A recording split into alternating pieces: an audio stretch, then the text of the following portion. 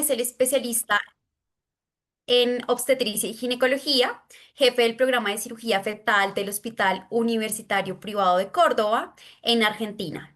Doctor Sabino, bienvenido. Muchas gracias por brindarnos este espacio y estamos atentos a tu gran presentación.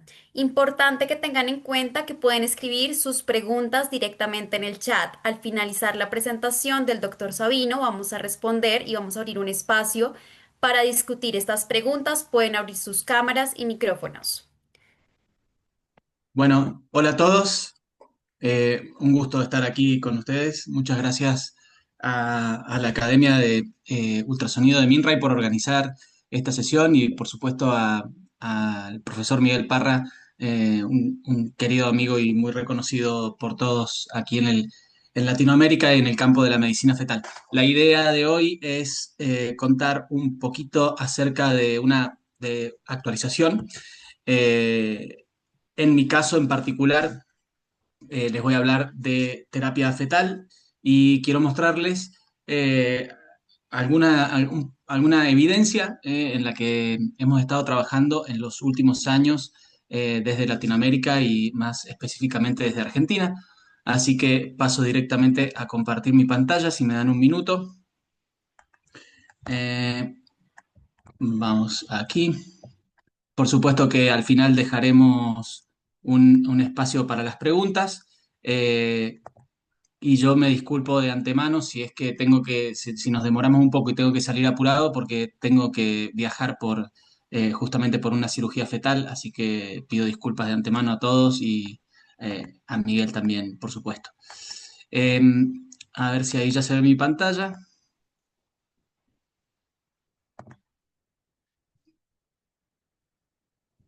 Ahí está, creo que ya la están viendo. Voy a esconder Sí, acá. Perfecto. Eh, ¿Me pueden decir también si se ve mi puntero cuando yo señalo aquí? sí, perfecto, Doc, se ve. Sí, bueno, genial. Entonces comenzamos un poquito con esto que le pusimos como nombre controversias en el manejo de las complicaciones del embarazo monocorial, porque los temas que vamos a tocar tienen que ver con, por ahí, algunas conductas que todavía no estamos muy seguros de cuál es la conducta correcta para algunas de las patologías de gemelares y se pueden escuchar distintas opiniones, distintas voces.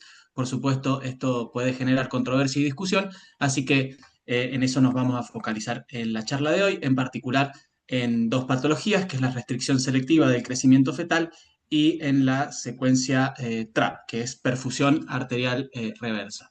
Voy a poner mi cronómetro para no excederme y ahí vamos.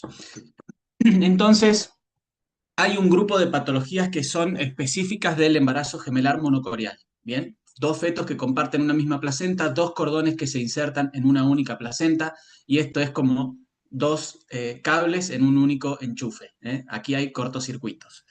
Se insertan los dos cordones en esta misma placenta y van a buscar los cotiledones para hacer el intercambio sanguíneo con la madre, pero algunas de las ramificaciones vasculares de los cordones, en vez de viajar hacia la profundidad placentaria, se comunican entre sí generando un cortocircuito que genera distintos tipos de desbalance. El más común es un desbalance de tipo hemodinámico, en el cual se transfunden grandes cantidades de sangre, grandes volúmenes de sangre de un feto a otro a través de estas conexiones vasculares placentarias anómalas, y este es el que se conoce como el síndrome de transfusión feto-fetal, el que todos ustedes conocen o del cual han escuchado, y casi que todas las patologías se suelen englobar en síndrome de transfusión feto-fetal, como es la más común o la más conocida por todos.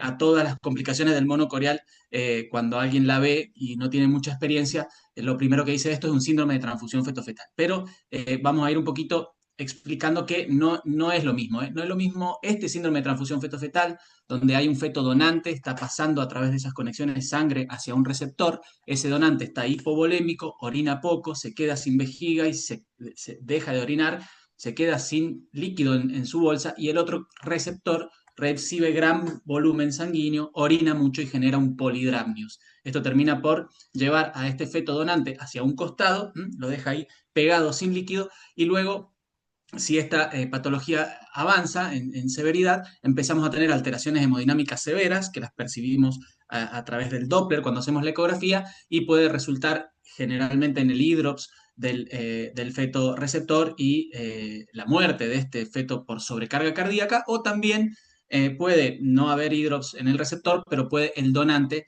también el feto hipovolémico, morir. Cuando uno de los fetos muere, el otro feto está en alto riesgo de muerte porque se desangra a través de estas conexiones. Esas conexiones anómalas, cuando uno de los fetos muere, no hay presión sanguínea en esa circulación y el otro feto que sigue vivo bombea toda su sangre hacia el feto muerto y también puede morir. Esto ocurre más o menos en un 10 a un 15% de los embarazos monocoreales, el síndrome de transfusión feto-fetal. Estas conexiones existen siempre, pero en un 10 a un 15% de los casos están desbalanceadas, van en favor de un feto. Puede haber una conexión que va del feto A al feto B y otra que va del feto B al feto A, y eso hace que la conexión esté balanceada y no se desarrolle el síndrome. Pero si hay flujo neto en favor de uno de los fetos, simplificando mucho el concepto, esto termina en el síndrome de transfusión feto-fetal. La otra complicación que es tan frecuente como el síndrome de transfusión feto-fetal es la restricción selectiva del crecimiento. Y aquí lo que sucede es que la placenta se distribuyó de manera desigual. Hay un feto al que le tocó un pedazo pequeño de placenta y crece acorde a esa placenta pequeña, y otro feto que tiene un territorio placentario mayor y crece normalmente. Bien, esto acá fíjense que yo no estoy hablando de discrepancia de líquido amniótico como si en el síndrome de transfusión feto-fetal, sino que ya hay discrepancia de tamaño fetal y está dado por el reparto desigual de la placenta. Luego tenemos otra menos común, que es la secuencia de anemia policitemia, en la cual existen conexiones, pero si ustedes las ven acá, cuesta verlas incluso teñidas. Son tan finas esas conexiones que existen entre las circulaciones fetales que lo que hacen es poner a un feto anémico y otro policitémico. No se transfunde volumen de sangre, sino hay un fenómeno por el cual solo uno de los fetos se pone anémico y el otro policitémico por estas conexiones que son filiformes. Y por último, la secuencia de TRAP, que es poco frecuente, quizá algunos de ustedes todavía no se han enfrentado a esta, pero cada tanto aparece un TRAP y en este caso aquí lo que sucede es que hay un feto normal y otro que se llama feto acárdico, pero es, digamos que no califica ni para feto, en general no suele tener cabeza, no tiene corazón, por eso se llama acárdico, y crece porque hay una conexión sanguínea que recibe de este feto normal, una arteria que le lleva sangre y le permite crecer como un parásito, pero esto puede perjudicar severamente al feto bomba porque puede comprometer a su corazón, su sobrecarga para bombear la sangre que demanda el feto acárdico, y entonces este feto puede morir. Bien, todas estas patologías tienen, hay distintas formas de tratarlas, excluyendo al TRAP, que ya vamos a ver el tratamiento específico del TRAP. Estas otras tres patologías pueden ser tratadas con fetoscopía láser, y lo que complica, y por eso decía que a veces se confunde, es que las tres pueden coexistir. Podemos tener un embarazo gemelar monocoreal en el cual la placenta esté distribuida de manera desigual y haya un restringido, pero que además haya un desbalance hemodinámico que haga que este restringido no tenga líquido y el otro genere un polidramnios, y además podrían tener sobreimpuesto una secuencia de anemia policitemia y uno de ellos estar anémico y el otro policitémico. Bien, por eso, como pueden coexistir, casi siempre llamamos a todos síndrome de transfusión feto-fetal, pero debemos diferenciarla. Ahora vamos a hablar específicamente en esta charla de la restricción del crecimiento fetal y al final vamos a hablar de la secuencia TRAP. Bien, entonces comenzamos con restricción del crecimiento fetal. Recuerden, esto es un feto chico restringido porque tiene poca placenta y otro normal. La forma de diagnosticarlo, la forma es uno de los fetos, el restringido, por debajo del percentil 10 y una discrepancia en el peso fetal estimado entre ambos de al menos el 25%. Bien, aquí también hay un poco de debate de cómo se deberían clasificar. Yo adhiero a esta clasificación porque es la que nos indica esta discrepancia del 25% de que el reparto placentario es desigual. Bien, entonces nosotros hacemos una ecografía y diagnosticamos que hay un feto pequeño, una restricción selectiva, uno solo de ellos, discrepancia del 25% más, y tenemos tres tipos de restricción. Esos tres tipos están dados por el Doppler de la arteria umbilical del feto restringido. Esto ya lo describió Gratacos hace mucho tiempo. Y son tres tipos, entonces, dependiendo de la umbilical del feto restringido. Vamos con el Doppler pulsado y vemos cómo se ve la onda del cordón umbilical, y si tiene flujo de fin de diástole positivo, esta zona de acá, esta es la sístole, luego cae, pero no llega a cero, no es negativa ni mucho menos reversa, sino que siempre hay flujo anterógrado. Esto lo vamos a clasificar como un tipo 1 y estos tienen una buena evolución, y lo que hacemos es seguirlos semanalmente, ¿bien? En general no suelen tener complicaciones severas y no necesitan tratamiento en líneas generales, ¿bien? En el tipo 2 lo que tenemos es una restricción selectiva, y cuando vamos a buscar el flujo de la arteria umbilical del restringido, encontramos fin de diástole ausente o reversa. Y acá este sí puede evolucionar de manera desfavorable porque el pequeño está en riesgo de morir con este Doppler umbilical. Y si muere el pequeño, puede morir el más grande también. Por eso aquí, en general, la conducta suele ser más bien activa. Se ha propuesto el láser placentario, y con esto se ingresa con un fetoscopio, se buscan las conexiones y se las quema. Pero, como pueden ver acá, cuando la restricción es pura, no tiene un síndrome de transfusión feto-fetal sobreimpuesto, el procedimiento puede ser complejo porque la membrana intergemelar se encuentra flotando ahí, y podría suceder que estas conexiones entre ambos fetos, lo que se conoce como el ecuador vascular, el sitio donde se conectan, se encuentre del lado de la bolsa del feto restringido. La membrana intergemelar no coincide siempre con el ecuador vascular. ¿Bien?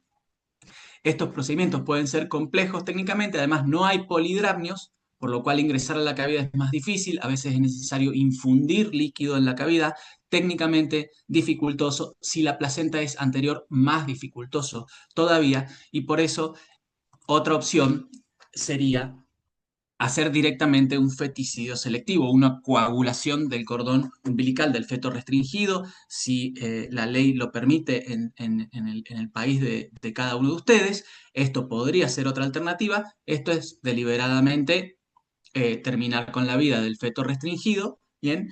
Y se hace guiado por ecografía con una pinza bipolar, pero el trócar con el cual se ingresa, o sea, la invasión que hacemos a la cavidad uterina es la misma, porque es el mismo para hacer esto que para hacer el láser.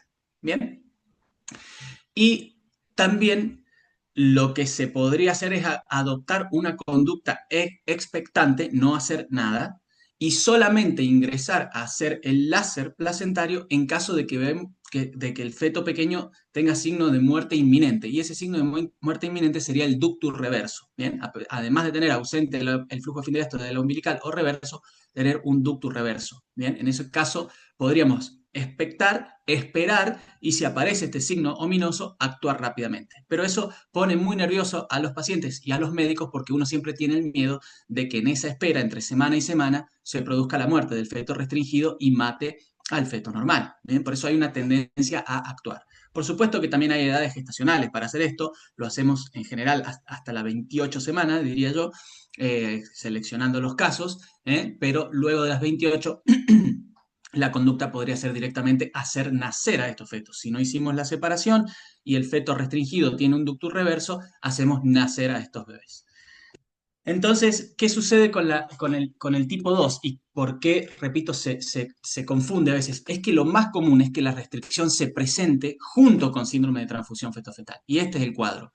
Un feto que tiene mucho líquido, que tiene un tamaño normal, pero está con polidramnios, y otro feto que es más pequeño, o sea, está por debajo de un percentil 10, la discrepancia entre ambos es del 25% y no tiene líquido, apenas se ve un poquito de líquido ahí entre las piernas, no sé si lo alcanzaron a ver, sobre el final. Entonces, esto es lo más común. El 70% de los casos presentan síndrome de transfusión feto-fetal sobreagregado, es restricción con síndrome de transfusión feto-fetal. Esta publicación, que para mí es una publicación muy importante, del 2015, del profesor Nicolaides, acá lo que se hizo es reportar las restricciones tipo 2 que tenían síndrome de transfusión feto-fetal sobreimpuesto y que fueron tratadas con láser. ¿Bien? Fíjense que la sobrevida del feto pequeño es del 40%, perdón, y la sobrevida del feto normal es cercana al 70%. ¿Bien?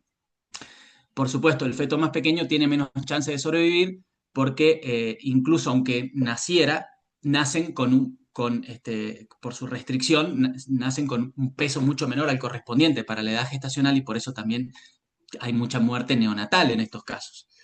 Sí, pero si ustedes ven los que son restricción pura, 30%, no hay síndrome de transfusión feto-fetal sobreimpuesto y se trataron con láser en este mismo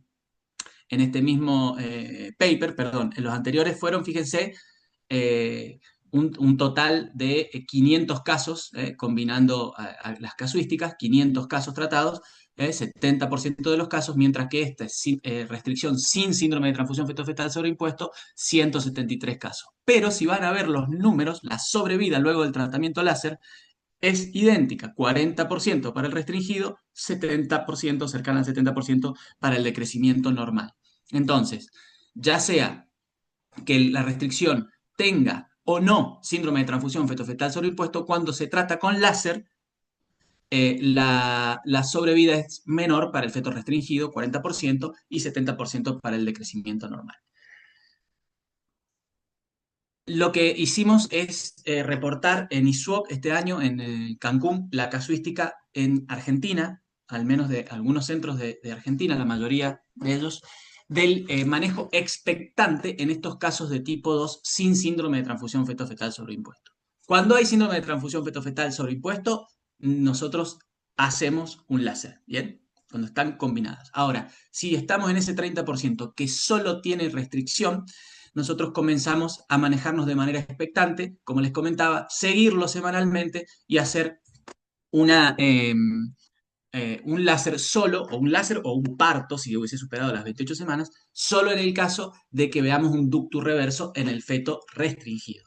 Es un poco estresante, como les decía, entonces siempre está el miedo de que estos fetos se nos mueran, pero como técnicamente es muy compleja y a veces no hay, como les digo, en estos casos no hay polidramio y a veces está la placenta anterior, hemos decidido algunos casos proponerles tratamiento expectante. Y hemos reportado ahora en Cancún los resultados del manejo expectante en un estudio retrospectivo multicéntrico de gemelos monocoriales en un lapso de 10 años. La clasificación, como les comenté, uno debajo del percentilo 10, discrepancia del 25% o mayor en el peso y flujo de fin de diástole ausente o reverso en lo umbilical. Casos que no tuvieran síndrome de transfusión feto-fetal o TAP sobreimpuesto, o sea, estamos hablando de restricción pura, y fueron todos manejados de manera expectante y se analizaron los resultados perinatales. Eh, Finalmente, reunimos 13 casos con restricción tipo 2 y tuvimos entre esos 13 casos una muerte fetal doble a la semana 28, 5, ¿bien? Que esto es a lo que tanto le tememos. Bueno, fue una de los 13 casos. O sea que hubo 92% de dos nacidos vivos, una mediana edad gestacional de 31 semanas. eh, la variación promedio de discrepancia en el peso fetal fue de 6 puntos porcentuales, y esto lo explico un poquito. Hacíamos una ecografía al diagnóstico, cuando diagnosticábamos, nos evaluábamos cuál era la discrepancia en peso, y luego íbamos siguiendo el embarazo y evaluábamos la discrepancia en peso de la última ecografía antes de que esos fetos tengan que nacer, ya sea porque alcanzaron una buena edad gestacional o porque se complicaron y hubo que sacarlos. ¿Bien?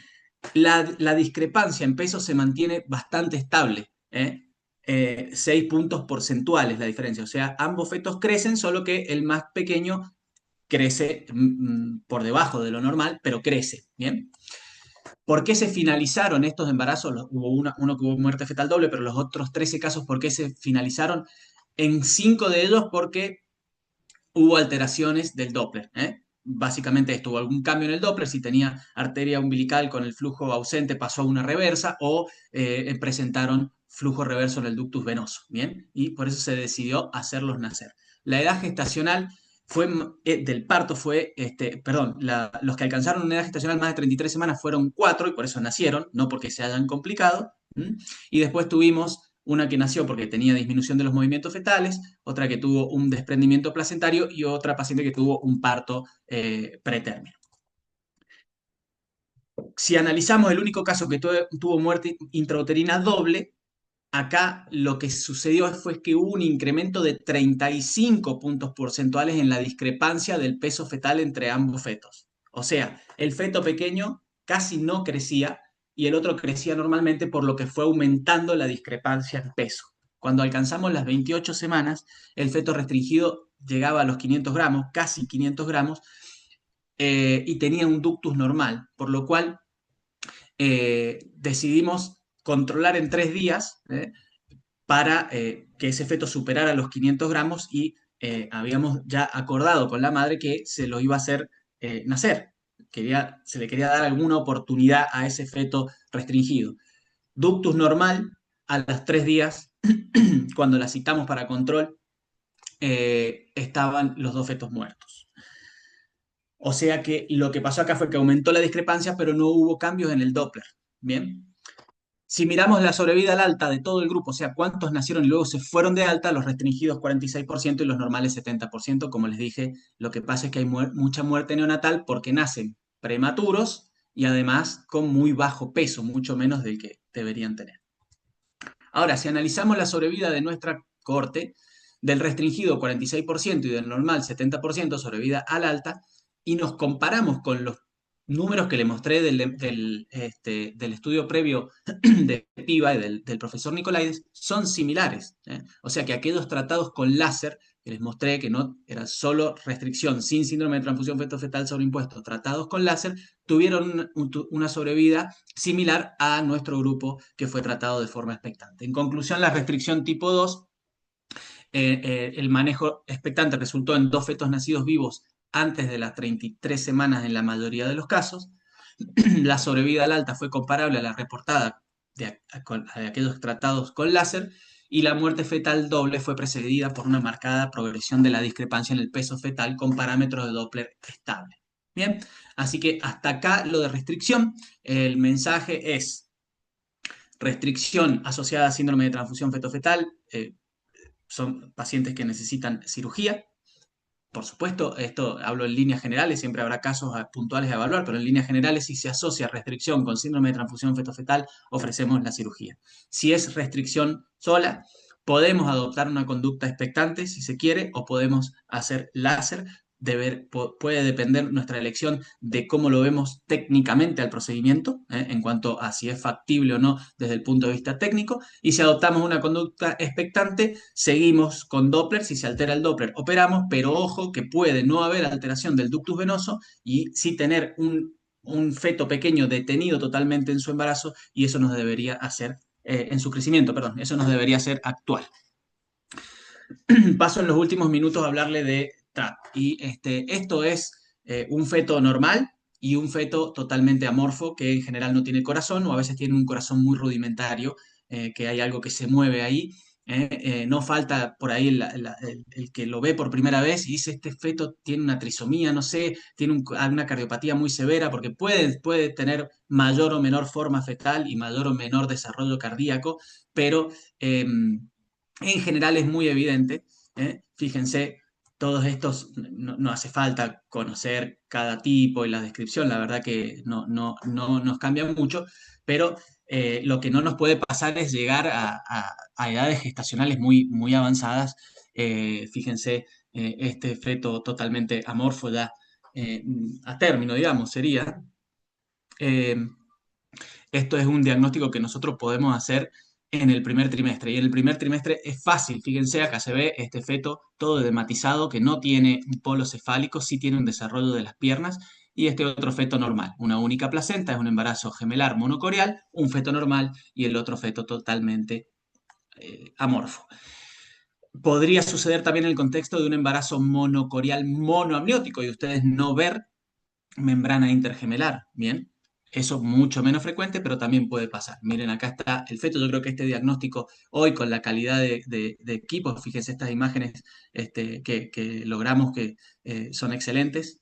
Y es de muy fácil diagnóstico si conocemos la patología. Cuando prendemos el Doppler color, podemos ver, cuesta, es un vaso fino acá, que cuesta verlo, pero que proviene de la placenta del feto bomba. Bien, hicimos el diagnóstico, el tratamiento mínimamente invasivo es ingresar con una aguja e introducir esa aguja en el sitio donde la arteria nutricia penetra en el feto acárdico y darle calor.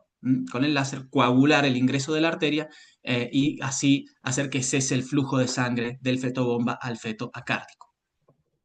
Hay muchas técnicas descritas, esto es de este año, reportado por Gabriele Toni, que también participó acá el profesor Sepúlveda, fíjense, hay múltiples técnicas, por ejemplo, conducta expectante, radiofrecuencia, que es similar a lo que les mostré, guiado por ecografía, una aguja que genera calor, coagulación bipolar, acá estamos hablando de edad gestacional más avanzada, no le podemos hacer bipolar a este, no podemos entrar con esa pinza bipolar de 3 milímetros grande en el primer trimestre.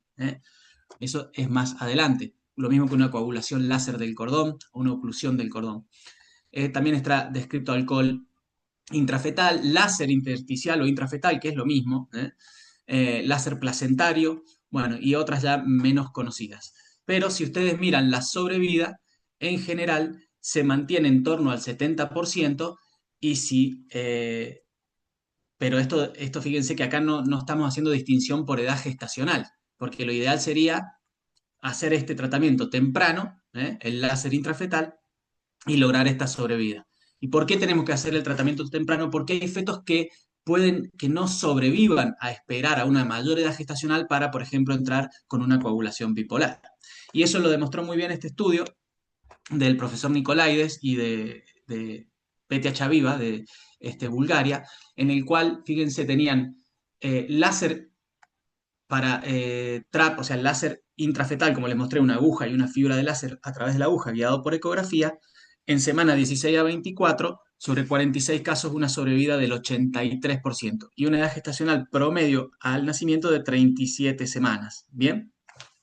Cuando vino el screening del primer trimestre y se empezó digamos, se implementó el screening del primer trimestre, estas patologías se empezaron a diagnosticar en el primer trimestre y la pregunta era, ¿tratar en el primer trimestre o esperar hasta las 16 semanas? Meter la aguja con el láser, cuando nosotros antes de las 16 no hacemos ni una apnio, acá tenemos que meter una aguja para tratar con el láser, o esperar a que pasen las 16 semanas para hacer el tratamiento con el láser intersticial. Bueno, hubo un grupo de esto diagnosticado en primer trimestre que fue tratado con láser, 15 casos, y fíjense, la sobrevida acá fue del 73%, en torno al 70%. Mejor edad gestacional promedio al parto, o sea, tratado más temprano, nace más tardíamente. Bien, quizá hay menos sobrevida, o sea, algunos mueren inmediatamente del procedimiento, pero si no mueren, el feto bomba alcanza mejor edad gestacional. Estos de los tratados en el primer trimestre. Pero también hubo un grupo diagnosticado en el primer trimestre y al cual no trataron, sino que esperaron para tratarlo luego de las 16. Entonces le dijeron, vuelva a las 16 semanas, y acá lo que pasa es que encontraron flujo ausente en la arteria nutricia en el 62% de los casos. Pero el flujo estaba ausente en algunos casos porque se detuvo espontáneamente el flujo y ya no hacía falta hacer más nada, pero también en 9 casos porque se había muerto el feto bomba. Entonces en la espera mueren los casos. Bien, por eso aquí de los 10 que llegaron a recibir el láser en semana 16, estos 10 tuvieron una sobrevida del 80%, comparable con lo que ya se había reportado antes del tratamiento luego de las 16 semanas, pero acá está el sesgo de supervivencia. Tenés que sobrevivir para que te puedan tratar, tenés que llegar a las 16 para que te puedan tratar. Hay un grupo que muere antes. Entonces, si uno hace los números de cuántos de los diagnosticados en el primer trimestre que esperaron hasta las 16, en realidad la sobrevida de ese grupo fue del 58%, que fue menor de aquellos que fueron tratados en el primer trimestre cuando se lo diagnosticó. Esto es un poquito trabalengua, pero ahora lo profundizo y ya terminamos. Fíjense, esto sentó las bases de que hay que tratar en el primer trimestre o antes de las 16, apenas se diagnostica, porque hay un grupo de fetos que no llega después de las 16. Hubo una revisión de Walter Ventura reciente y revisó los tratados entre la semana 12 a 16 más 6 con distintas técnicas, láser intrafetal, radiofrecuencia, coagulación bipolar, láser y alcohol, fíjense, sobre todo láser intrafetal, que es lo que se hizo en este grupo que les mostré antes de Nicolaides, y edad gestacional al nacimiento, similar a lo reportado por Nicolaides a las 39 semanas, y sobrevida del 70%. Bien, o sea, esto es muy parecido a lo que les mostré antes. Ahora, nosotros presentamos en el Congreso de SADIP de este año, aquí en Argentina, un trabajo multicéntrico internacional. Los invito, se repite este Congreso de SADIP el año que viene, perdón, no, 2027, se hace cada 2 años, 2027 se repite, es un congreso excelente, los invito a que lo sigan en redes y estén al tanto para asistir al Congreso. Lo que presentamos fue esto, aquí participaron también Daniel Rolnick de Australia, Francisca Molina, Rogelio Cruz Martínez, Mariana Acevedo de Brasil, Petia Chaviva de Bulgaria, que es la autora del anterior, el doctor Lucas Otaño, eh, eh, eh, Enrique Gil Guevara, Fabio Peralta, Nicolaides y Saulo Molina. Perdón, me falta. Evaluar la asociación entre la edad gestacional al momento del láser intrafetal del gemelo acárdico y sus resultados perinatales en embarazos complicados con TRAP. Bien, fuimos a ver si esa edad gestacional del tratamiento influía en la sobrevida. Retrospectivo, multicéntrico, monocoreales con TRAP, a los cuales le hicimos láser intrafetal entre la semana 10 y la 19, entre la 10 y la 19. Luego de las 19, ya eso va más para oclusión del cordón, es un vaso muy grande, y lo dividimos en aquellos que tratamos antes de las 16 y entre las 16 y las 19. Vimos las características maternas, los resultados perinatales y usamos un análisis de time to event que sirve para disminuir el sesgo por supervivencia, que es esto que les comentaba, que hay que sobrevivir para que te puedan tratar. O sea, contempla esto de que hay un grupo que muere antes de recibir tratamiento. Y el objetivo fue ver cómo nos iba con la muerte perinatal. Fíjense, este fue el grupo final, de un total de 136 pacientes, 84 tratados antes de las 16 semanas y 52 después de las 16 semanas. Miren acá, esto es un dato muy relevante que es cómo estaba la onda del ductus venoso. En las tratadas antes de las 16 semanas teníamos mucha mayor cantidad de fetos bomba con ductus venoso, onda de ductus venoso ausente o reversa, un 30%, mientras que en los demás de 16 un 12%. ¿Esto qué quiere decir? Que más probablemente estos que se trataron las 16 no se esperó porque cuando se los evaluó se vio que había un ducto reverso. Bien, entonces al estar el ducto reverso se actuó. Ahora, fíjense cómo fue los resultados. Aborto espontáneo, sí hay mayor cantidad de abortos en el grupo tratado antes de las 16 semanas, pero de nuevo, si pasamos a edad gestacional al parto, fíjense que este grupo antes de las 16 tuvo 39 semanas de edad gestacional al parto del feto bomba, mientras que el tratado luego de las 16 tuvo 37 semanas. La sobrevida, aunque no fue significativa la diferencia, sigue siendo en favor de mejor sobrevida de los tratados luego de las 16. Mejor sobrevida de los tratados luego de las 16, pero menor edad gestacional si lo tratás después de las 16. Entonces, edad gestacional al momento del láser, fíjense, fue significativo. Mientras más tardío lo tratás, más probable es que tengas un parto pretérmino, más aumenta el riesgo de parto pretérmino. Y el riesgo de muerte perinatal al momento del tratamiento, el marcador o el predictor fue el IP del ductus venoso. Mientras mayor es el IP del ductus venoso al momento del tratamiento, mayor riesgo de que muera. En conclusión, el TRAP es una patología de diagnóstico temprano y de tratamiento temprano. Los casos tratados antes de las 16 semanas con láser intrafetal o podría ser también con radiofrecuencia suelen ser casos más severos, encontramos este ductus alterado en general, podría no sobrevivir si esperamos a luego de las 16, por eso hay que tratarlo. ¿Tiene mayor riesgo de aborto? Sí, hay un mayor riesgo de aborto en tratar antes de las 16, pero si sobrevive, tiene menor riesgo de parto pretérmino el feto bomba. El IP del ductus venoso al momento del láser es un predictor de muerte fetal, o sea que si el ductus está alterado al momento del láser es más probable que muera, por lo que quizá, y esto es solo una elucubración, retardar el tratamiento a la espera de una anomalía en el ductus venoso podría ser perjudicial. Estamos viendo esto desde el primer trimestre y decimos solo lo trato si se pone reverso el ductus. Quizá tratarlo con un ductus reverso sea peor y ese feto bomba tolere peor el tratamiento. Bueno, hasta acá, muchas gracias. Dejo de compartir y si hay alguna pregunta la contestamos con gusto. Muchas gracias, doctor. Sí, pues tenemos una pregunta en el chat. Recuerden, les recuerdo a todos que pueden abrir sus micrófonos o también pueden escribir sus preguntas en el chat. Cristian Torrente nos pregunta ¿qué calculadora usas para percentilar el peso gemelar? Bien, excelente. Nosotros estamos usando calculadoras de embarazo único al momento, son las que seguimos utilizando. No lo hemos cambiado por ahora. Y en estos casos creo que a ver, una cosa es la calculadora, o sea, la fórmula con la cual lo calculamos, que seguimos usando Hatlop, y otra cosa es la tabla que usamos para percentilar. Bien, hay un debate entre si deberíamos usar tablas de embarazo gemelares o tablas de embarazo único. Lo que yo te he mostrado y los datos que te he mostrado están hechos en base a tablas de embarazo único, aplicada a los gemelares. Ok, muchas gracias, doctor. En este momento no tenemos más preguntas, pero invito pues a todos los participantes que si tienen alguna pregunta pueden abrir su micrófono y participar o escribir sus preguntas en el chat.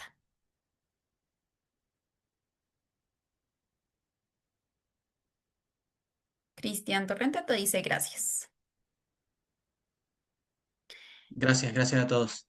Dice, ¿hasta qué semanas en síndrome SFTT se puede hacer el láser? Se puede hacer láser. Ah, bueno, excelente la pregunta. Mira, el láser inicialmente y hay un concepto que se ha, que es desde la concepción del láser, porque el estudio que probó que el láser era el tratamiento de elección para estos casos, eh, fue un paper de Senna en el cual las pacientes que se trataron, que se randomizaron al láser o amniodrenaje, porque en ese momento se hacía amniodrenaje antes de que apareciera el láser, eran randomizadas de antes de las 26 semanas. Entonces, cuando salieron los resultados de ese estudio, lo que se probó es que el láser servía hasta las 26 semanas. Y eso se divulgó y se utilizó hasta las 26 semanas porque hacía falta evidencia para indicarlo más allá de las 26. Nosotros hemos ido más allá de las 26 y en un paper que está liderado por Rogelio Cruz Martínez, que está él como primer autor y del cual yo también participé, hemos reportado el tratamiento con láser incluso hasta la semana 30, o sea, láser tardío entre la semana 26 y la semana 30 con muy buenos resultados. Así que yo diría que el límite lo tiene que establecer una persona que sepa, que sea un especialista en el tema, y hay casos que pueden beneficiarse del láser incluso a edades gestacionales tan avanzadas como las 30 semanas. Yo te diría, si tengo que decirte una edad gestacional como límite, no hay, pero yo pondría la semana 28 como una edad lógica, pero se puede ir incluso más allá de la 28, sobre todo en estadios 3 y 4 en los cuales los fetos están muy descompensados hemodinámicamente y hacerlos nacer digamos, hacer nacer un feto hidrópico, por ejemplo, muere, prematuro hidrópico muere. Si podés hacer el láser, si tenés éxito en el láser y ese embarazo se prolonga 4 semanas más, ese feto sale del hidrops y tiene mejor sobrevida. Así que en casos severos, sobre todo, podemos hacerlo más tardío. Perfecto. Además de la pregunta de, digamos, darte muchos agradecimientos por tu presentación, preguntan que si puedes, por favor, dar más detalles de la maniobra ecográfica para el uso del láser. Lo que hacemos es, imagino que me está hablando de cómo se hace el láser intrafetal, pero es localizar el feto acárdico, localizar el sitio donde ingresa la arteria en el feto acárdico,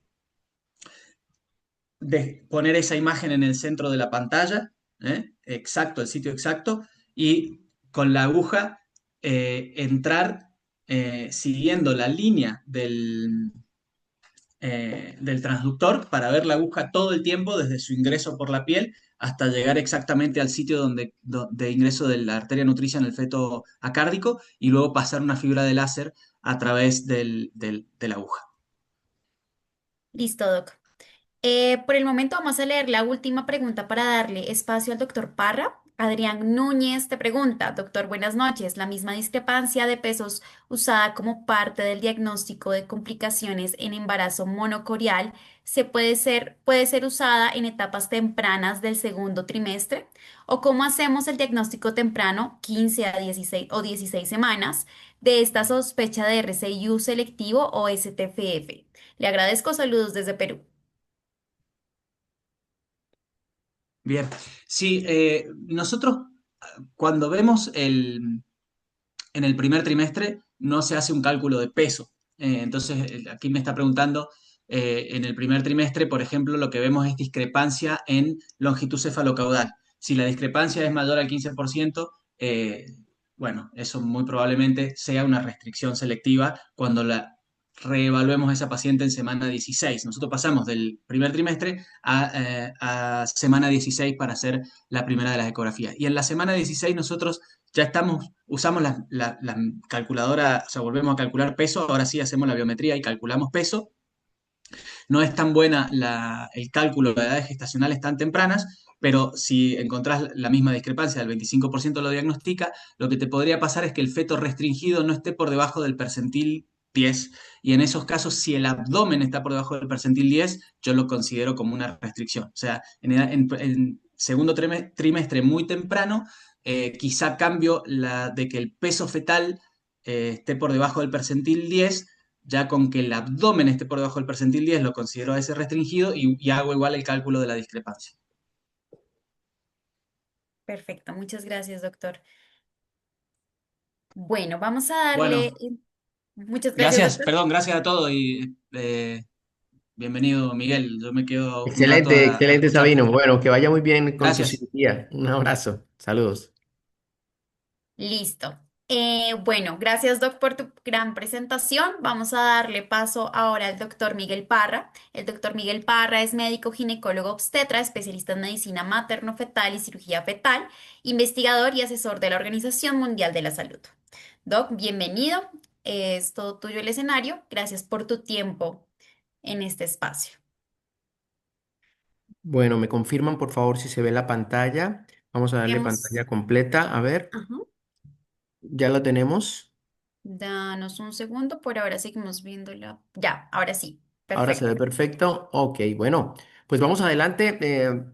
Realmente la cirugía fetal es una de las áreas de más desarrollo que hay ahora en la medicina materno-fetal, pero todos los días nos enfrentamos los obstetras a dos problemas muy grandes, la preeclampsia y el parto prematuro. Entonces, para hablar de estos temas interesantes en un resumen muy corto de 12 minutos de cada tema, primero quisiera mostrar un poco nuestro grupo de investigación aquí en Barranquilla. Y bueno, quiero destacar, aquí está el doctor Jesse Miranda, muy conocido por todos, el doctor Cristóbal Abello, y lo que hacemos desde el Instituto de Cirugía y Terapia Fetal del Caribe, nuestro grupo de investigación que está registrado en ResearchGate con un 92.5 sobre los 20 millones de más grupos que hay. Estas son las líneas de investigación rápidamente para cualquier persona que esté en el webinar que quiera vincularse con alguna de estas líneas de investigación. Estamos encantadísimos de poder incluirlo, sus casos y sus dudas que tenga al respecto. Trabajamos en Doppler, predicción del parto prematuro, COVID, cirugía fetal, preeclampsia. Esta es la última presentación que vimos ahora en el Congreso en Praga de la Fetal Medicine Foundation, donde presentamos la primera serie de reparación intrauterina de gastrosquisis. Entonces, la preeclampsia es un reto permanente. Y sabemos que cada 7 minutos muere una mujer en el mundo por preeclampsia y que 500.000 bebés mueren al año. Por eso es importante hablar de preeclampsia y tener mucho conocimiento sobre este tema. Pero, ¿qué es la preeclampsia? Como ustedes pueden ver, ha cambiado la definición desde la tradicional, que era hipertensión, proteinuria y edemas, y luego se sacaron los edemas, y luego empezó a evolucionar y de la COC de 2013 hasta la International Society de 2019, lo que se ha ido es agregando criterios y bajando los puntos de corte para que no se nos queden por fuera las pacientes, como ustedes pueden ver en esta diapositiva. ¿Y cuál es la causa de la preeclampsia? Hay mucha teoría al respecto. Sin embargo, pues les recomiendo este artículo muy interesante del doctor Anand Karumanchi, que describió los factores angiogénicos y pues él resume todo esto de una manera bastante esquemática y dice que por factores genéticos, maternos, inmunológicos, por placenta normalmente implantada, esta placenta se queda isquémica, se queda sin sangre y esto genera estrés oxidativo y hipoxia persistente. Esto lleva a un feto pequeño para la gestacional o una restricción de crecimiento y a la liberación en la sangre materna de sustancias antiangiogénicas, a la cabeza de los cuales está el SFID1 o tirosinquinasa y la endoglina. Esto se riega por todo el componente materno y produce hipertensión, proteinuria, disturbios, alteraciones visuales, convulsiones, eclampsia y síndrome de Hell. Esto en resumen. Entonces, esta teoría de dos estados, quiero recalcarla porque nos hace pensar que en el primer trimestre, cuando la paciente está feliz contándole a todo el mundo que está embarazada, no sabe que se le está generando un problema muy grave que se verá en el segundo y tercer trimestre. Por lo tanto, tenemos que hacer screening primer trimestre y encontrar esas pacientes que por factores medioambientales, genéticos, inmunológicos, desarrollan una placentación anómala y esto lleva a la restricción de crecimiento y a todo el síndrome que conocemos como preeclampsia. Esta diapositiva, por favor, recordarla siempre. Y esto lleva a que las placentas se dañen, estos placentas tienen infartos, tienen hematomas, hemorragias, y esto hace que haya una hipoperfusión. ¿Cómo lo podemos documentar mejor? Hace algunos años publicamos este artículo donde pudimos ver que esas lesiones de la placenta se asocian con los factores angiogénicos e incluso describimos desde hace más de 10 años que estos factores angiogénicos, cuando están asociados a un bebé pequeño y están en el ratio de 33 más o menos, es el tirosinquinasa placenta growth factor, es un embarazo que en general es un pequeño constitucional. Por otro lado, ese mismo bebé pequeño, después de las 32 semanas, tardío, pero con 118 de factores angiogénicos, está asociado a preeclampsia y seguramente habrá lesiones en la placenta. Entonces, es un antes y un después en el diagnóstico. ¿Cómo hacemos para predecirlo? El profesor Nicolaides nos ha ayudado mucho en esto, ¿correcto? Y este es un trabajo también del grupo de Barcelona, de la doctora Francesca Crovetto, y ustedes ven cómo combinando factores epidemiológicos, Doppler de arterias uterinas, presión arterial, placental growth factor, podemos diagnosticar un 90% de las pacientes que van a ser preeclampsia temprana. Entonces, ¿cómo la prevenimos? El ASA es un medicamento que sirve para muchas patologías cardiovascular, cáncer, y en estas publicaciones que ves, vamos cómo se puede ver el efecto de la preeclampsia. Y esto se sabe desde hace 40 años. Desde este trabajo de Burfist, hace 40 años, ya se vio en un estudio randomizado cómo la preeclampsia a 150 miligramos empezada en la semana 12 disminuía dramáticamente la preeclampsia y la restricción de crecimiento y la muerte intrauterina. Sin embargo, ¿qué pasó? Durante 40 años, siempre hay genios que dicen, no, yo prefiero dar 50, yo prefiero dar 75, 80, yo prefiero iniciarlo en la 20, en la 18, y esta anarquía llevó a que muchos años fuera difícil documentar este beneficio. Sin embargo, este metaanálisis, que es bastante importantísimo del doctor Rockberg, logró demostrar sobre esta base de más de 20.000 pacientes, evaluando más de 6.000 journal, que realmente podríamos ver que a medida que aumentamos la dosis de aspirina de 50, 100, 150, hay una disminución del riesgo relativo de preeclampsia, preeclampsia severa y restricción de crecimiento cuando se usa antes de la semana 16. Cuando se usa, estos son la matemática de estos cálculos, cuando se usa después de la semana 16, los efectos son muy modestos. O sea que, concepto, hay que usar 150 miligramos antes de la semana 16 porque se ve muy claramente en las gráficas. Y viene entonces este trabajo fundamental, que es el ASPRE, el trabajo hecho por el grupo del doctor Kipros Nicolaides, y ellos randomizan más o menos 800 pacientes en cada grupo, en placebo 806, en el grupo aspirina 785, y son pacientes con riesgo elevado de preeclampsia. Y lo que encuentran es que hay una disminución del 63% de la preeclampsia antes de semana 37, lo cual quiere decir que realmente funciona bastante bien. Si la paciente se toma bien el medicamento, las tasas son todavía mejor, tal vez 72-74%, porque esta es una mezcla entre las que se la tomaron bien y las que no se la tomaban tan bien. Aparte de eso, también disminuye la presentación de feto pequeño. ¿Y por qué es importante?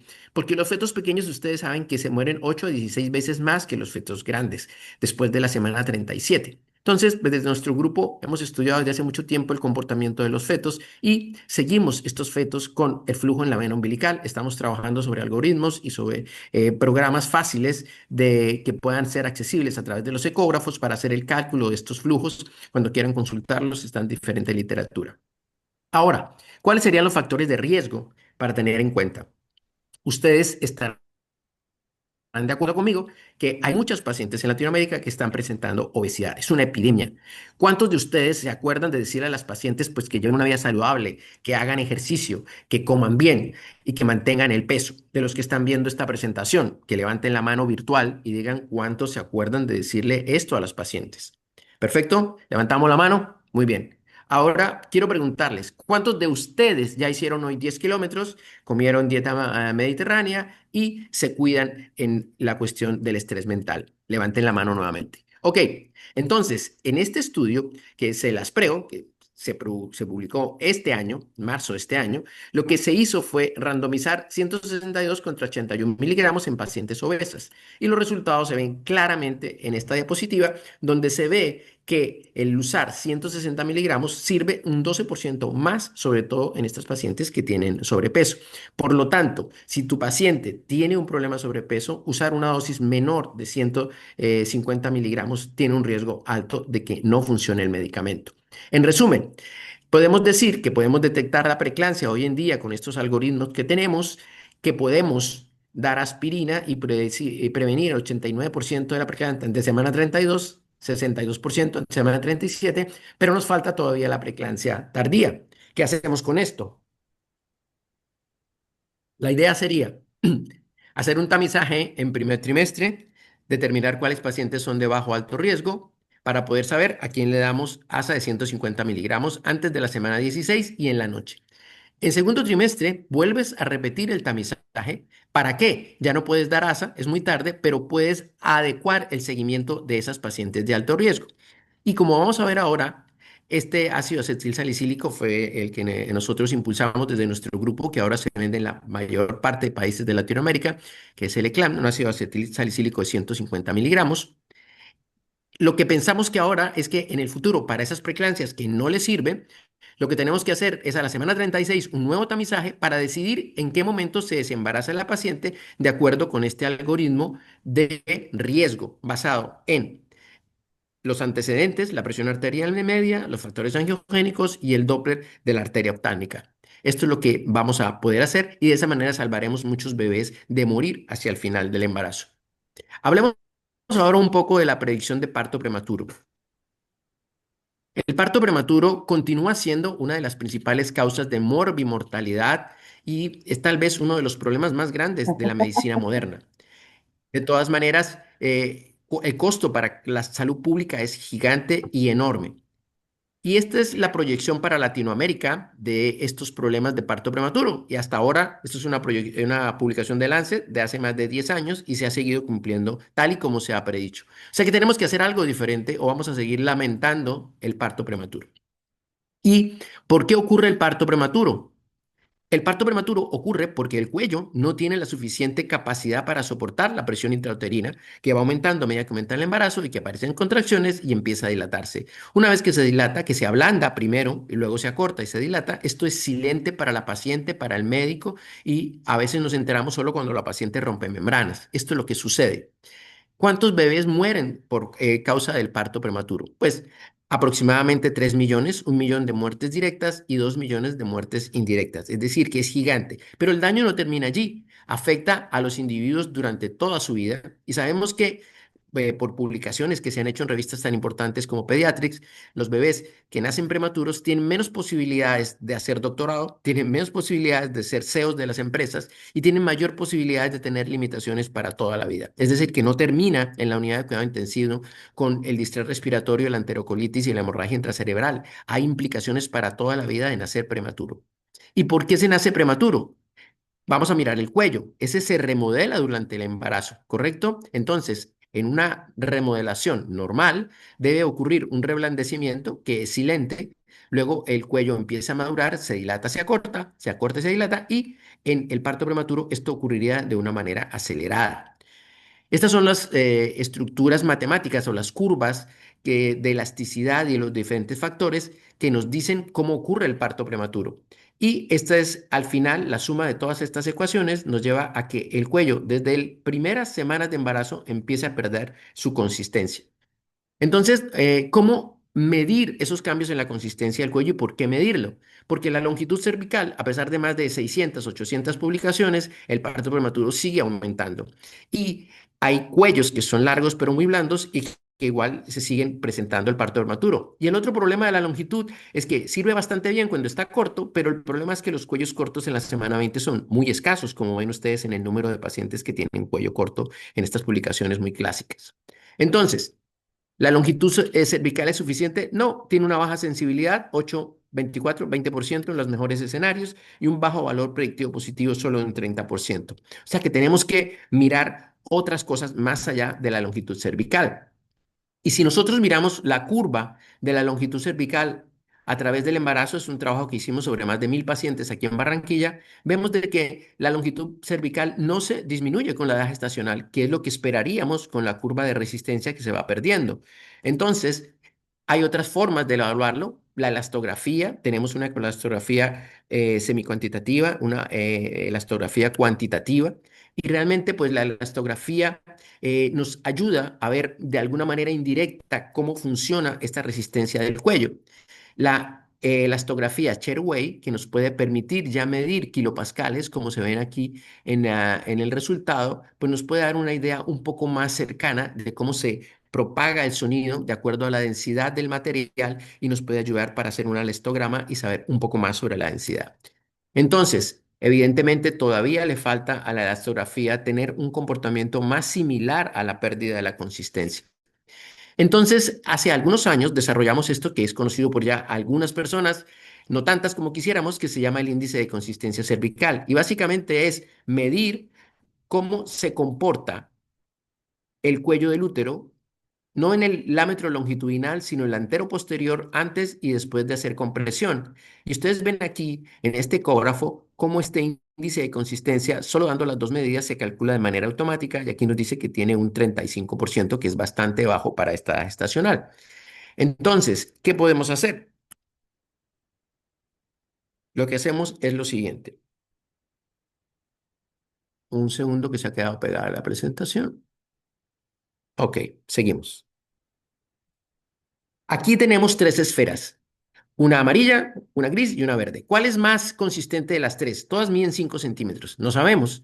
Pero si le ponemos un peso de 5 kilogramos, vemos que la deformación de las esferas es diferente. Y si dividimos la longitud final sobre la inicial y lo multiplicamos por 100, encontramos que la esfera amarilla se deforma muy poco y que tiene una consistencia del 94%, en tanto que la verde se deforma bastante, 58%, y le queda un 42%.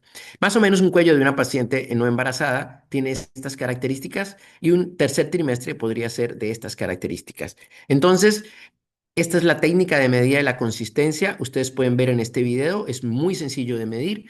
Básicamente lo que hacemos es miramos la longitud y queremos saber si este cuello es corto o no. Hacemos una presión y mira como que solo presionándolo la longitud cambia dramáticamente, se infundibuliza y ya no es la misma longitud. Cuando nosotros comparamos la consistencia, claro, es una consistencia muy baja del 48% para las semanas que estamos midiendo ahora y vemos que es un cuello súper blando. Pero aquí tenía 22 milímetros. Cuando nosotros hacemos presión, inmediatamente nos damos cuenta que se infundibuliza. A veces el cuello no es tan blando para infundibilizarse, pero sí se deforma más de lo que se espera y podemos ver cómo se puede calcular automáticamente en este ecógrafo ese índice de consistencia cervical que nos va a permitir mejorar la predicción del parto prematuro. ¿Correcto? Entonces, ustedes se dan cuenta cómo la consistencia disminuye con la edad gestacional, pero la longitud no, que es lo que medimos todos los días. Y esto está publicado en el ultrasound desde hace más de 10 años. Aquí están los percentiles, cómo van bajando con la edad gestacional. Y como en el percentil 50 empieza una consistencia 84, va bajando, va bajando. En la semana 36 es la mitad de lo que tenía en semana 5, 41%, y te permite comparar una paciente que si la mides en la semana 12 y en vez de tener 75 tiene 40, pues puedes decirle que va a ser un parto prematuro, con mucha seguridad. Porque se comporta mucho mejor la curva que ha sido construida por los físicos con la curva que hemos construido nosotros con la consistencia. Entonces, en la predicción del parto prematuro, la longitud cervical parece ser solo la parte final del iceberg, que ocurre los cambios en la consistencia del primero al segundo trimestre y que son callados y no hay forma de saberlo con la longitud. De forma que esa biomecánica del cervix se expresa a través de cambios, primero en la consistencia y luego en la longitud cervical. Esto lo hemos publicado ya desde hace algunos años. Esto es un estudio del British Open Journal, donde hicimos un trabajo con la Universidad Industrial de Santander, liderado por el profesor Carlos Becerra. Y en este trabajo se evaluaron la predicción en el primer trimestre del parto prematuro. Pueden tomarle el código Q, está toda la información al respecto del examen. Y lo que se ve es que el índice de consistencia cervical entre parto pretérmino y parto a término es menor, tanto en antes de 37 como antes de 34 semanas. La longitud cervical, a diferencia, es prácticamente la misma en primer trimestre. Por lo tanto, el índice de consistencia puede ser una herramienta a futuro para predecir desde el primer trimestre del embarazo cuáles pacientes van a ser preeclampsia, tanto de semana 34 como de semana 37. En semana 34 las diferencias son muchísimo más grandes y es decir que un cuello que tiene un defecto biomecánico severo es mucho más evidente y no lo vamos a poder encontrar desde el primer trimestre. Para las personas que se preguntan, ¿qué tan reproducible es esto? Bueno, llevamos 15 años explicándoles que es cuestión de entrenamiento y esto lo hemos publicado en diferentes artículos. La reproducibilidad intra e interobservador con esta prueba de Blan-Altman, esta prueba pues nos dice de que tiene exactamente el mismo coeficiente de correlación interclase que tiene la longitud cervical. En conclusión, este índice de consistencia en primer trimestre de la gestación es un excelente predictor hasta ahora, mejor que lo que tenemos porque predecimos un 20% en semana 20. Esto nos va a predecir un 40, un 50% en primer trimestre y de esta manera pues podemos seleccionar las pacientes que le vamos a hacer seguimiento, probablemente las que llevamos a progesterona, probablemente las que hagamos un seguimiento antes de que se infundibulice y le hagamos cerclaje. Por lo tanto, es una herramienta que gracias a los equipos nuevos y a las nuevas tecnologías se puede medir de manera automatizada ya en algunos ecógrafos. Y este estudio en primer trimestre pues nos tiene llenos de mucho entusiasmo para compartir con toda la gente de Latinoamérica que está aquí, que vamos a hacer los cursos de entrenamiento, entrenarlos y tener esas aplicaciones disponibles directamente en los ecógrafos. Porque el problema final es este.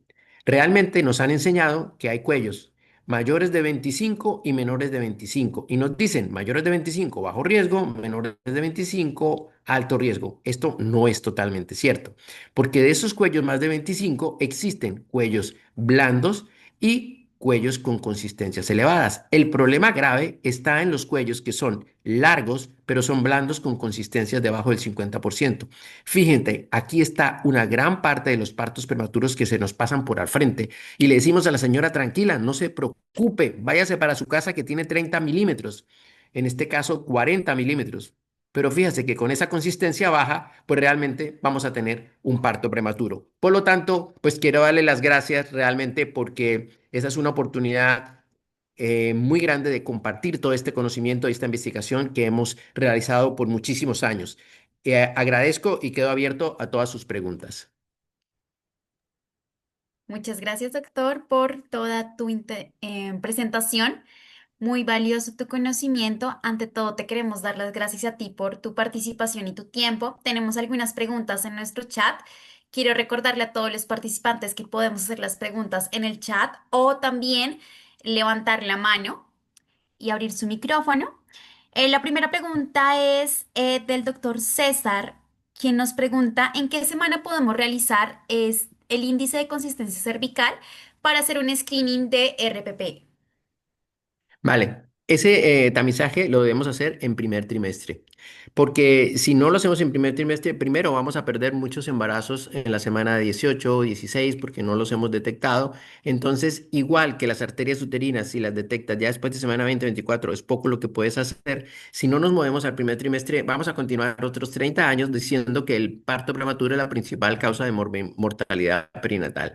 Y realmente el cuello es la herramienta que encierra muchas de las respuestas del parto prematuro. Se ha dicho que el parto prematuro es un evento multicausal, y estamos de acuerdo. Sin embargo, el porcentaje de aporte que tiene cada una de estas multicausalidades es muy diferente. Cuando hacemos, por ejemplo, cerclajes abdominales, casi el 100% de las pacientes llegan a término, a pesar de haber perdido uno o dos bebés con cerclaje.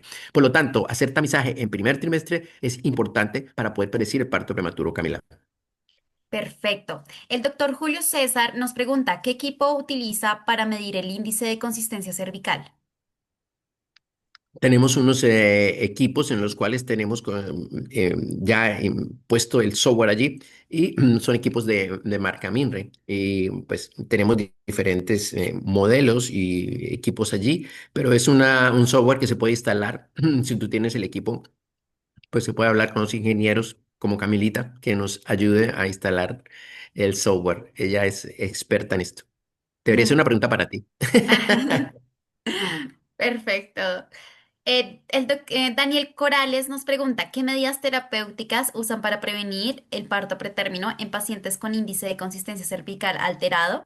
¿A qué edad gestacional realiza el tamizaje con ese índice? Es una excelente pregunta, la agradezco muchísimo.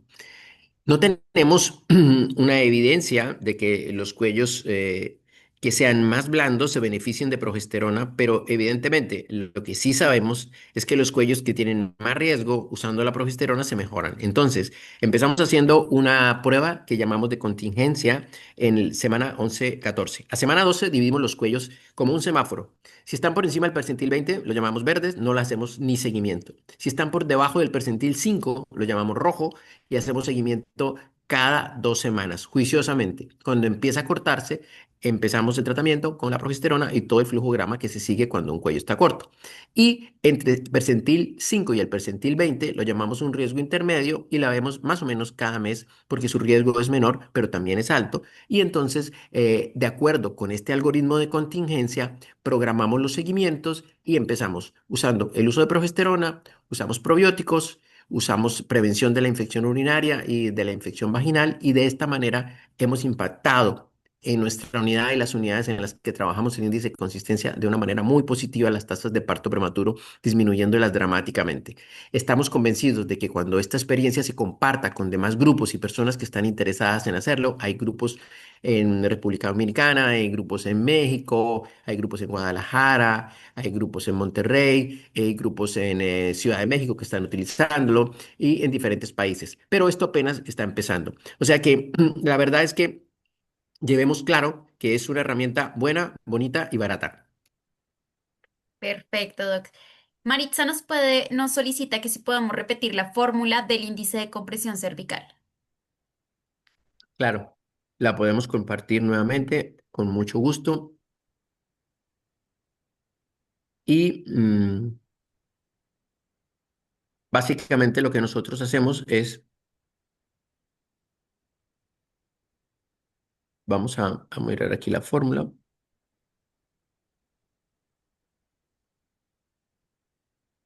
está en este diagrama, está, aquí está.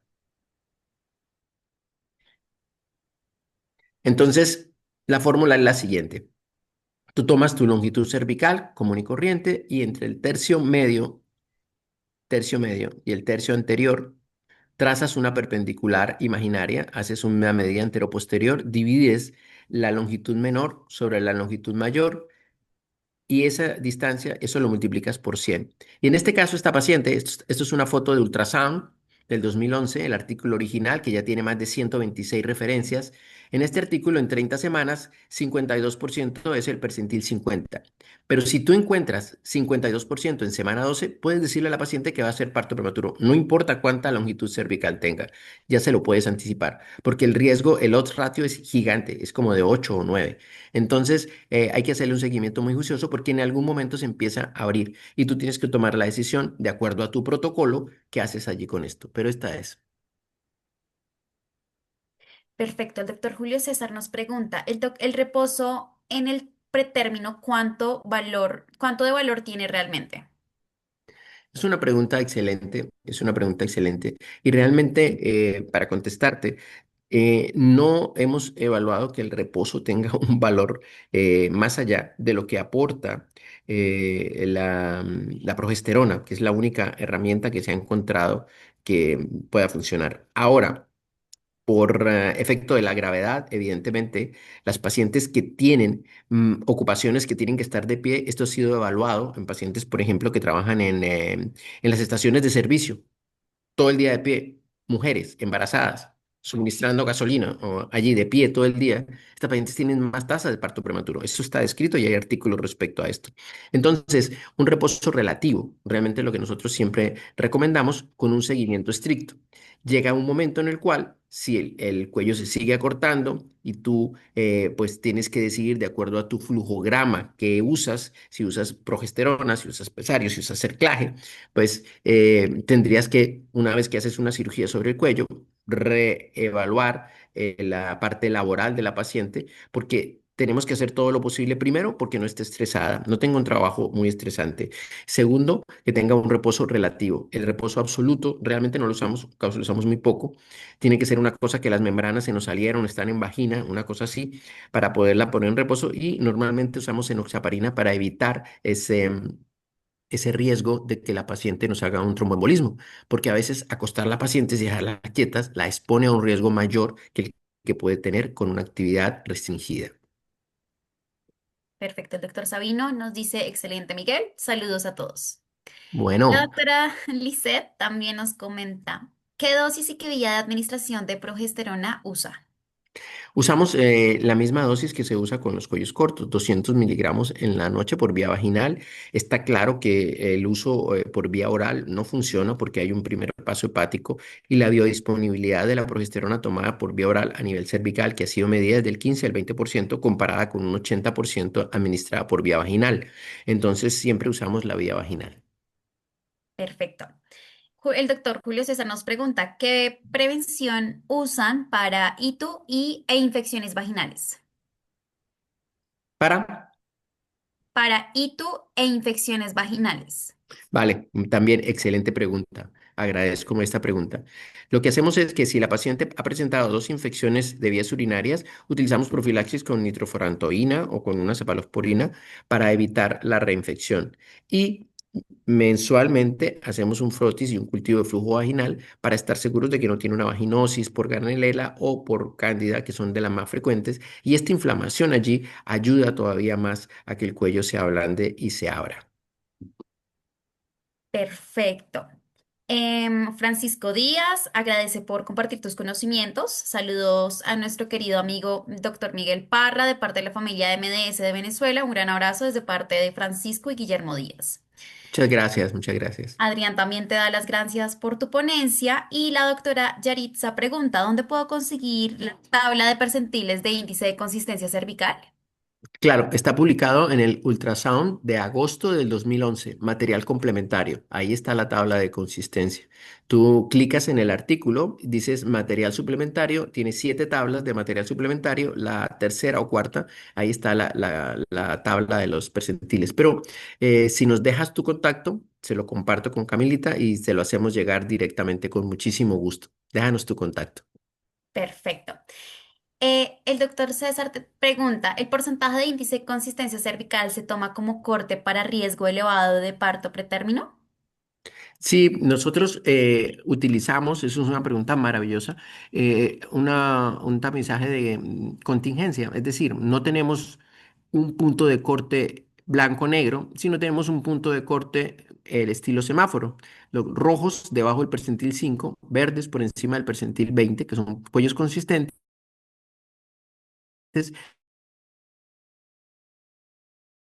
y una zona amarilla de riesgo intertrimestre, la paciente tiene 50-60%, ni la volvemos a ver.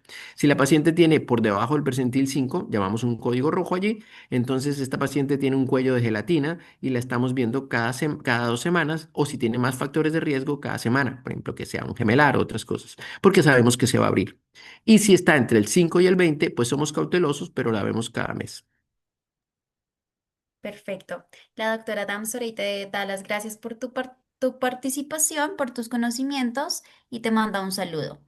Muchas El gracias, ya te doctor mandamos la tabla. Leandro nos pregunta si queda grabada la sesión, si queda grabada y lo van a poder consultar nuevamente directamente en nuestro link de M Academy de Ultrasound desde la página web de Mindray. Ya nos enviaron los datos de contacto para enviar las tablas de Las tablas y los percentiles. artículos. Con Sí, mucho Doc, hasta el gusto. momento estas serían todo y te agradecemos mucho nuevamente por tu espacio y pues por aportar a este espacio académico que abre Mindray. Gracias, Camila, ¿no? Y también decirle a la audiencia que aquí en Barranquilla, pues tenemos abierto el entrenamiento para las personas que quieran aprender consistencia. Tenemos cursos de una semana, de 3 días, para hacer los principios básicos y para poderlos certificar en medida de consistencia cervical. Igualmente, en varios congresos el año entrante haremos cursos precongreso para poder que las personas aprendan y que, digamos, de alguna manera, entre comillas, pierdan el miedo, se lancen al ruedo y empiecen a medir consistencia. Cuando empiezas a hacerlo, ya se vuelve una práctica tan rutinaria. Hemos medido por 15 años 200.000 pacientes y para nosotros es una cosa de todos los días. Entonces es familiarizarse un poco, es bastante sencilla la técnica, pero tiene sus parámetros que hay que seguirlos. Gracias a Camila, gracias a John y gracias a Minray por esta oportunidad maravillosa de conectarme con todas estas personas que se han sumado hoy. Hemos tenido casi 100 personas hoy y estamos muy contentos. Perfecto, gracias Doc. A todos los que nos están enviando su correo, yo les enviaré la información de los percentiles. Igual pueden Y las escribirlo tablas. en el chat su correo y con gusto lo haremos. Listo. Muchas gracias a todos. Un abrazo.